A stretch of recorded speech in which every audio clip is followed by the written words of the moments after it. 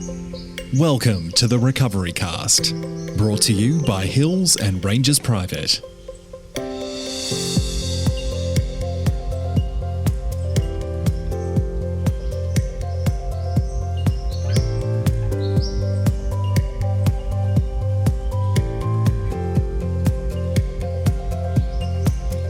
Hello and welcome to the Recovery Cast, brought to you by Hills and Rangers Private. My name is Oliver and I'm a former alcoholic and addict now in recovery. The Recovery Cast is a podcast created by people in recovery from alcoholism and addiction for people in recovery from alcoholism and addiction. This podcast is meant as a support tool for those in recovery. Everyone who participates in the podcast is in an active recovery program. We are not affiliated with any one recovery methodology and will focus on a variety of different types of recovery, including 12-step recovery, such as Alcoholics Anonymous and Narcotics Anonymous, and other things like Smart Recovery, Celebrate Recovery, Recovery Dharma, Cognitive Behavioural Therapy, and more. And a quick disclaimer, this podcast is intended to be informative. A podcast alone cannot support your sobriety and recovery, so we suggest it as one component of a daily recovery routine. For more information on what recovery is, please go to www.rehab.melbourne. Alexis. Oliver. How are you? Spiraling a little bit. Spiraling? Oh God, no. Yeah, we if you guys are listening to this is our second take of this one. We don't have to tell them that. This is our first take. We're one-hit wonders down here. Okay. Today's reading is from the Alcoholics Anonymous Daily Reflections for December the 16th, and it's Partners in Recovery. Nothing will so much ensure immunity from drinking as intensive work with other alcoholics. Both you and the new man must walk day by day in the path of spiritual progress. Follow the dictates of a higher power and you will presently live in a new and wonderful world, no matter what your present circumstances. Alcoholics Anonymous, page 89 and 100. Doing the right things for the right reasons. This is my way of controlling my selfishness and my self-centeredness. I realize that my dependency on a higher power clears the way for peace of mind, happiness, and sobriety. I pray each day that I will avoid my previous actions so that I will be helpful to others. Oliver. Hearing that again, it hasn't brought anything new up for me. No? I'm just, you and the new man must walk the path. Like, that's very... Walk the path of least resistance. Akron, Ohio, kind of Yeah. 1940s. Yeah. Some of these readings are like that, and I think we have to sort of see past the like archaic, is that a word, language? Archaic, yes it Yeah. is. Yeah. Old. Yeah, but it's true. Mm-hmm. Doing the right things for the right reasons. That's the part that sticks out to me the most because dead set. Nothing will ensure immunity from drinking as intensive work with other alcoholics. So helping people will stop you from not helping yourself. Yeah, and then actually like making the proactive choice to like be a good person and do things like do the right thing for the right reason, which is the goodness of just helping the still suffering addict or alcoholic instead of like having some selfish incentive to do doing the right thing for the wrong reason. Yeah. I'm doing this because I know that I will get something that I want later down the track. That as well, I'll buy you this round if you buy, because I know that I'm going to get the next round. Or, whatever it is, there was always those sort of motives that I had of it was, even if it wasn't necessarily conscious, it might have been a subconscious thing, because I just learnt and I used for so long that I had these manipulative things down pat. I had these habits that I would just do so that I could manipulate the people around me. And I'd make a big show of doing something for someone because I was going to get something from it in return. Whereas now I do things without expecting anything in return. Yeah, okay. Do you ever do that?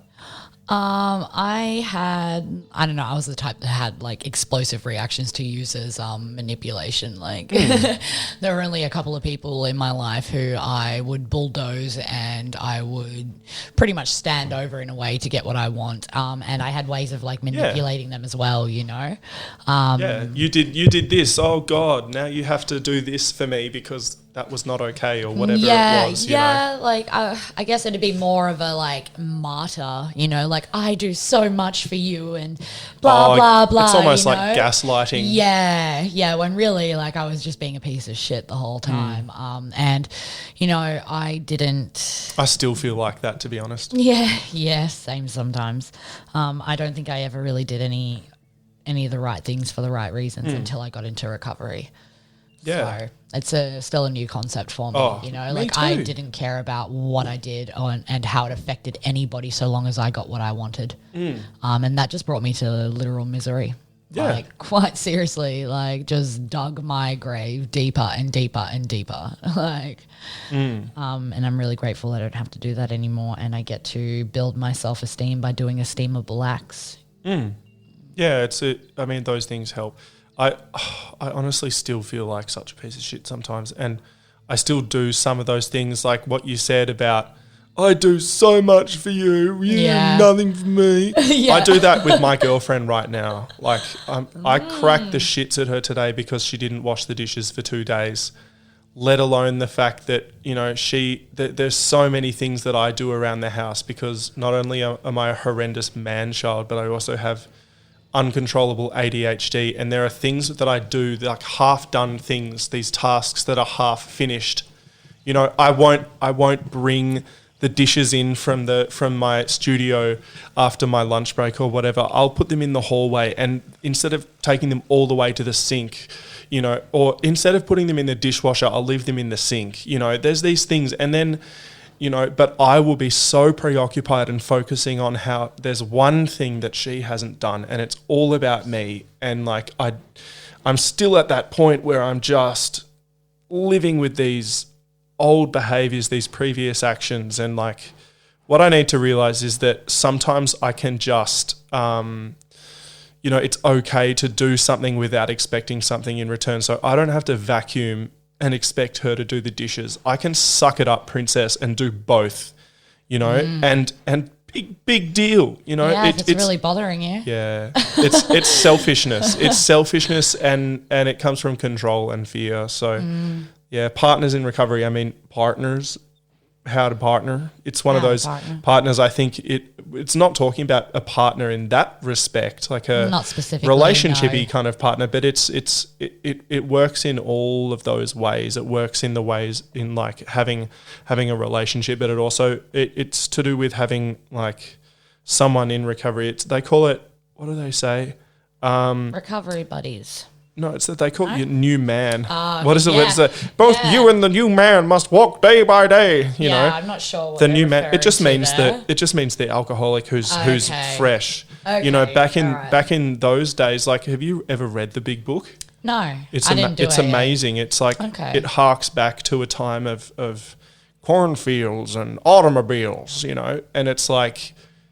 This man was committed to an insane asylum with the problem of the drink, and like Dr. Bob and all the the people from AA would go and share with him and sit by his bed and and share with him how they'd found a new way to live, and we'll help you, and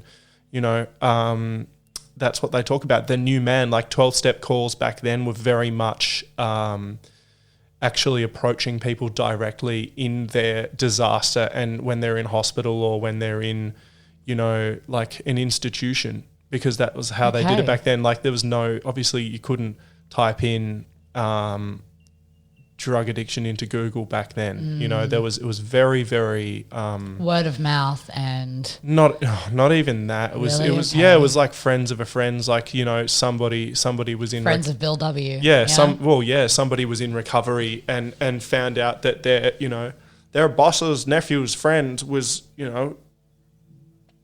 like just totally in addiction, and they would go and help them. So they say the new man because they're like new to the fellowship. Okay. So it's people that you're helping. It's your sponsee basically. Yeah. Learn something today. They didn't even have the 12 steps for quite a long time. I should know more about this because I'm making a podcast about recovery, but the 12 steps were formulated later on. There was a program that was sort of very, very based on the 12-step, based on helping newcomers and helping each other. It was this thing of that, and there was a little bit of like having a higher power. I think it was quite religious back then because that was what was like very, very standard. And and the men's thing, and it's obviously been added to over the years. So it's just it's interesting. It Interesting. is interesting, yeah. Are we going to segue that into... Yeah, we'll smoothly segue it in without any clunkiness into what we were going to talk about otherwise, which is making the transition back into work post-rehab or post-treatment, post-recovery. So we've both had similar and different experiences, the two of us, in this area. I'm going to shut up. Do you want to talk? Yeah, okay. So my entirety, even before active addiction, or before addiction really took hold for me, I was working as a dancer, topless and nude waitress and barmaid, and eventually I got into proper full sex work, and I was very much in that party lifestyle. And the part, I never wanted that party to ever stop. For me, it didn't stop. I just had to keep going, I had to just keep going. I have had a couple of normal jobs for small amounts of time over the years, while I have been both using and had tiny little amounts of clean time. But before I had been even... The struggle. Yeah, before I had even been in recovery or even knew or understood what recovery was, just had put the drugs down for a little while. Nothing flash, really. Warehouse jobs and... office jobs as well. I did some office administration for a brothel I worked for. Yeah, so you get into the office side of it. Yeah. Whatever. So when I came into recovery, I came straight out of jail, and then I went straight, directly into a diploma course at... Jeez, that's a change. Yeah, the local institution here. Wow. I needed to do something. I felt like I was crawling out of my skin, and the courses were free, so I just did it. Why not? And I'm really grateful that I did it, because it became something for me to focus on. I feel like in my particular case, if I had have focused solely on recovery, I probably would have relapsed and used again. I needed something else outside of structure, myself. routine. Yeah, definitely. And I did an honours degree in active addiction. Yeah, you said this to me yesterday. I was blown away. I've got a thesis that I wrote. Incredible. Incredible. It's shit. It's a shit thesis. Oh, but the effort, all the energy you put into it. I wrote that thesis sitting on my bed with a slab of beer next to me and the other drugs too. And I was like, I'm just going to write this paragraph, then I'm going to use again. And it was a reward for myself. Dude, I did things like that as well. And now I'm clean. I'm like, I do not want to go and study again. I could not fucking take study.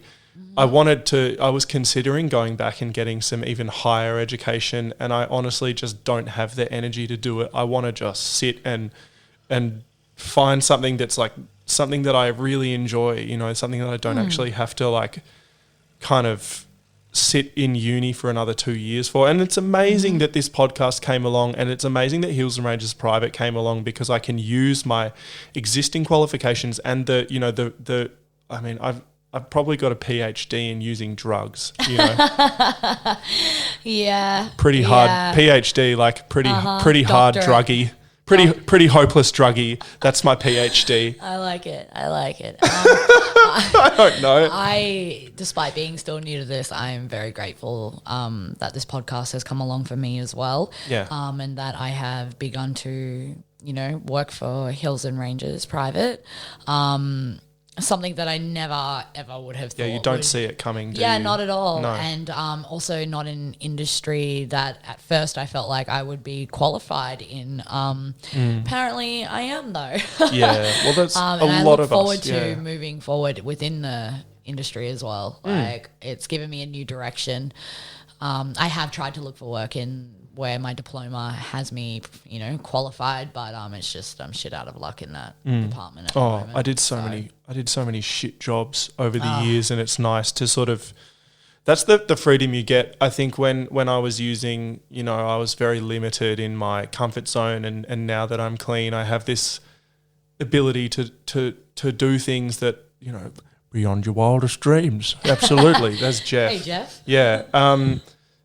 It's interesting, but what it was like for me in early recovery is, I got out of rehab, and recovery was my full-time job for about over a year, about 18 months actually, which is very similar to your story of I actually really don't think work's that important in early recovery.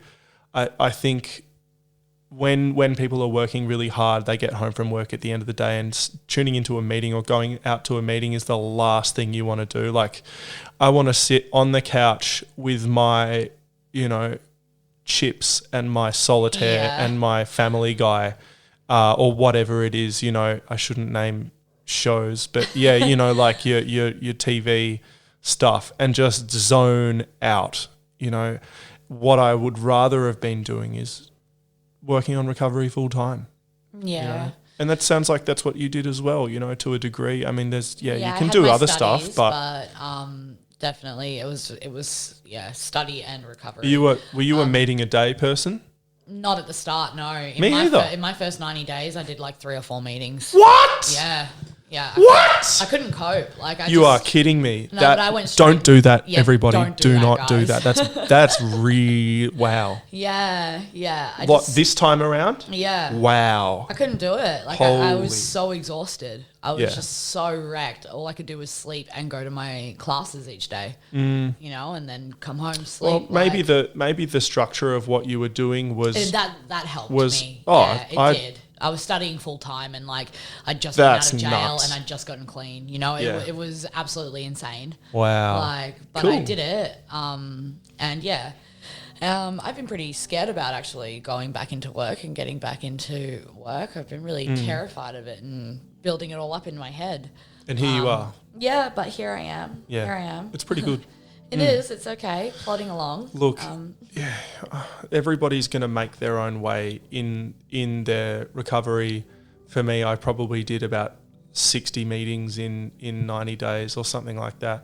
I think I if I had my time again, which, I may at some stage, if I ever relapse, it's a possibility, I would do 90 and 90. I'd do 180 and 90. Yeah. You can't, it's one of those things that you really, in my experience, you can't do too much of. But yeah, I had to make recovery my full-time job for the first however long. I got a job in early recovery and I was still too cooked. I worked in a cafe and I was just a ball of anxiety, and I got fired within about 2 months. And I took that. I remember being really disappointed of like, oh, I'm clean and this happens, like this, I've done all this work on myself. And it's like, that's what the universe, so I took that as a higher power job saying you don't have to work. And I was like, yeah, okay. Take some time to reflect and take some time to heal and recover. Like your body's going through so much in early recovery anyway, especially your brain. Like your brain just is probably a bit shell-shocked. Needs to rest. Yeah. And I had to be really open and honest, and I went to job search providers and all those sort of things that you sometimes have to rely on. And I was really open and honest with them. And I said, look, this is what's going on. I think if I start working now, I've tried to work. I tried to do it your way. But I feel like if I keep doing this and going beyond my comfort zone, there's a real reality that I'll relapse. And if I relapse, then there will be no job. Did you feel supported in that? Yeah and no. Yeah. I think it depends. Because I did the same thing with my employment provider, and they supported me up to an extent, but I guess there's only so much that they can do. And then in the meantime, I did find like a little bit of work, and then I have just been studying as well, which helped me get away with the whole, you've got to do this amount of stuff in this amount of time, or you're going to, have to work for the dole or whatever. Yeah. I think their job is to get you to take these broken wings and learn to fly again. Yeah, so I had to actually, it's actually only very recently that I got off that stuff, and now I'm fully financially independent, except when I had to go and get a root canal, which my mum paid for. Thanks, mum. Dangerous. Legend. What? So painful. Oh, well, Root canal. Yeah.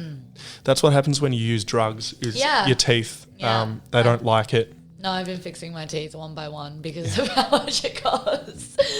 And I get a major discount because I'm Indigenous as well. Oh, okay. Yeah. I thought it was like when teeth when you buy one, you get one free kind of thing. Nah, we are lucky in some ways. Some we are assistance. supported. Well, that's good, Yeah. The That public is good. dentistry, though, not private dentistry, so it's pretty restrictive. Yeah. Oh, well. Well, look, Anyway. that we should talk about Hills and Ranges Private as well and the role that they play. They assist. I'll let you do that. I don't want to talk. I hate talking. I need to shut up. Educated Well, in I this talked area, about this right? before. Is that Hills and Ranges is assists like if you're a busy professional and you run your own business, they assist you in. Some people can't actually stop work. If they run their own business, maybe they are their business, and if they stop to go to treatment, the business is gone. And Hills and Ranges assists people and supervises them to run their business while they are in treatment at the chalet. It's insane. It's amazing. I've never heard anything like that before.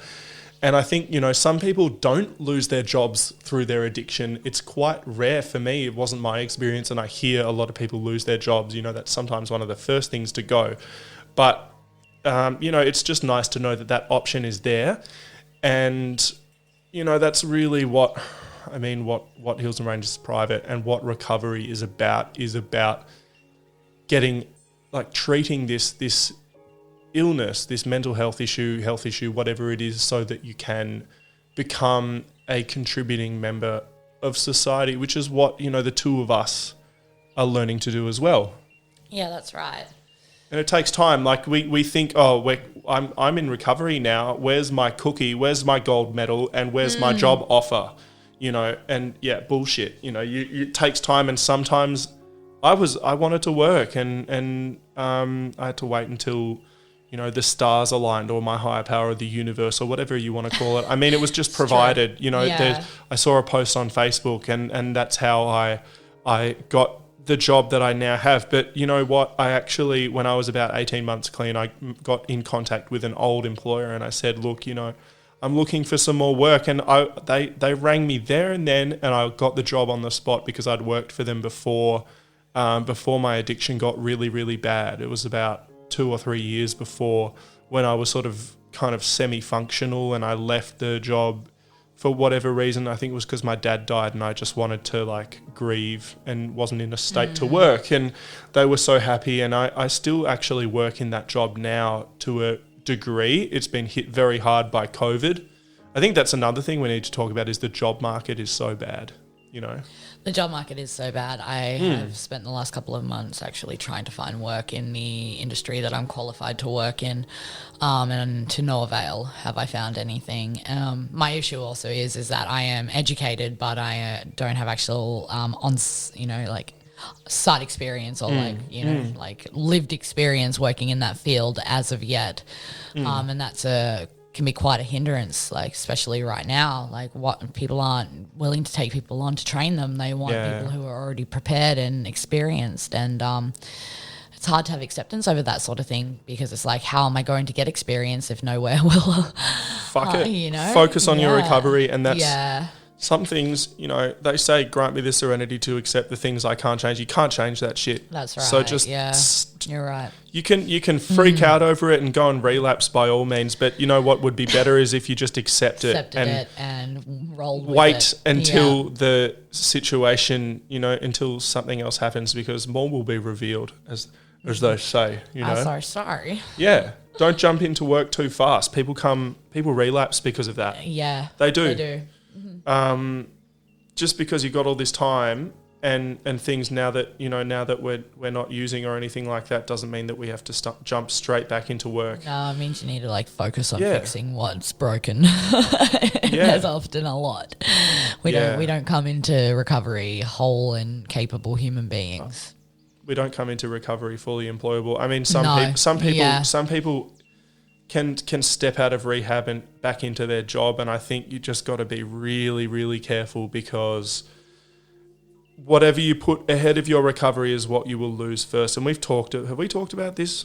Yeah, I think we have. I don't know. I've definitely talked about it. I think we have as well. Yeah, don't put your job first, guys. That is so bad. Yeah. Everything that you love in life, recovery has to come first, so that everything that you love in life does not have to come last. Fuck. triple Yeah. these words. Yeah. That is actually the most important thing. Mm-hmm. And I see people that get back into work too early and they trip over and they're back where they started and a job's the furthest thing from their mind when they're back in that cycle of addiction. It's like now you have another job again, and that job is to get treatment and then fix all the other stuff. Fix the other stuff. You can't build a house on a broken foundation. And I think that, one thing at a time. Yeah. One thing at a time. One day at a time.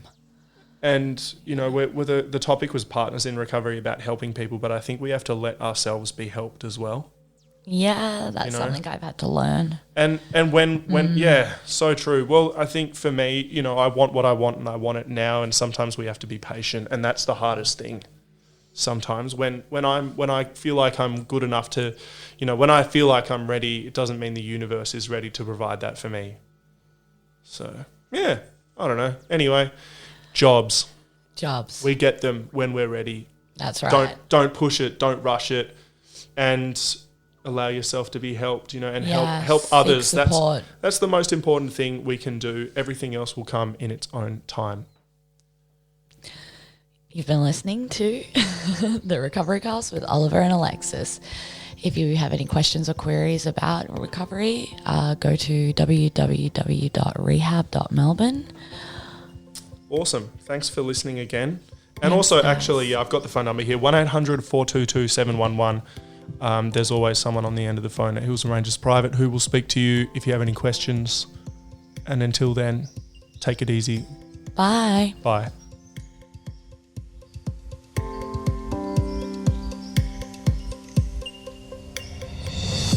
Thank you for listening to the Recovery Cast. For more, visit us at www.rehab.melbourne.